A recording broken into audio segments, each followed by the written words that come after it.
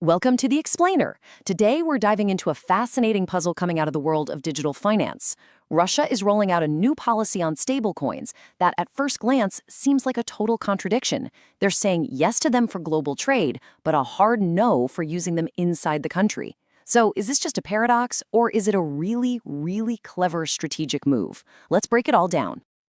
Okay, so this is the heart of the whole thing right here. On one hand, for any kind of international business, Russia is basically rolling out the welcome mat for stablecoins. But on the other hand, if you want to use one to, say, buy a coffee in Moscow, absolutely not. It's this split approach that makes this whole thing so interesting to unpack. Now, before we get any deeper, let's just do a super quick refresher. You know how Bitcoin's price can feel like a wild roller coaster? Well, a stablecoin is more like a train running on a smooth, straight track. It's a kind of crypto that's tied or pegged to a real-world asset, like the US dollar. The whole point is that its value stays, well, stable. And that reliability is absolutely key to understanding what Russia's up to. All right, so let's tackle the first part of this puzzle, the green light. Why is a country that's historically been pretty skeptical of crypto all of a sudden warming up to stablecoins for its international trade? You know, when you step back and look at the big picture, it actually starts to make a whole lot of sense. Russia is dealing with some pretty big hurdles in the traditional financial system. So stablecoins offer this digital workaround, a way to move money across borders that's faster, cheaper, and frankly just more direct. And that's absolutely crucial if you're trying to boost trade and pull in foreign cash.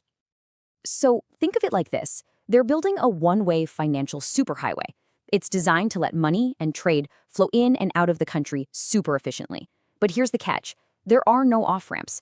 The government is making absolutely sure that all this digital currency stays on that international highway and doesn't spill over onto the local streets of the Russian economy.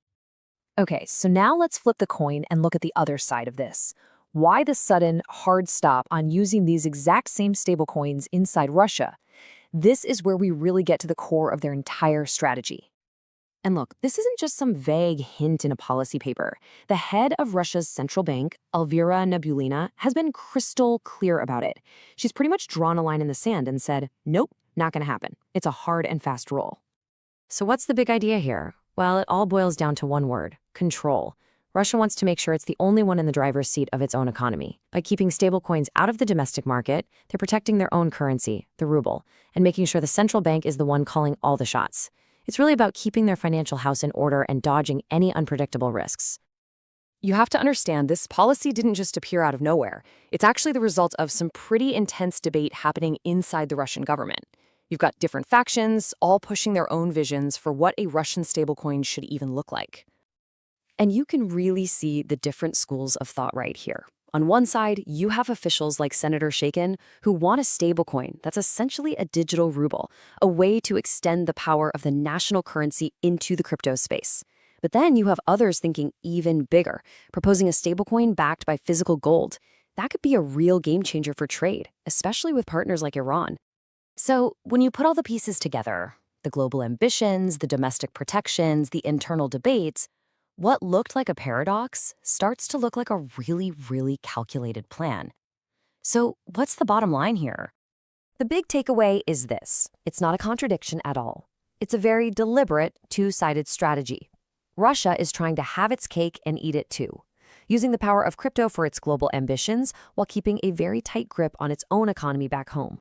So why should we care about this? Because what Russia is doing is writing a whole new playbook for how a major country can engage with the world of crypto.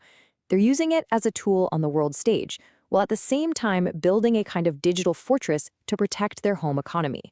It's a fascinating and cautious approach to innovation. And all of this leaves us with a really big question for the future.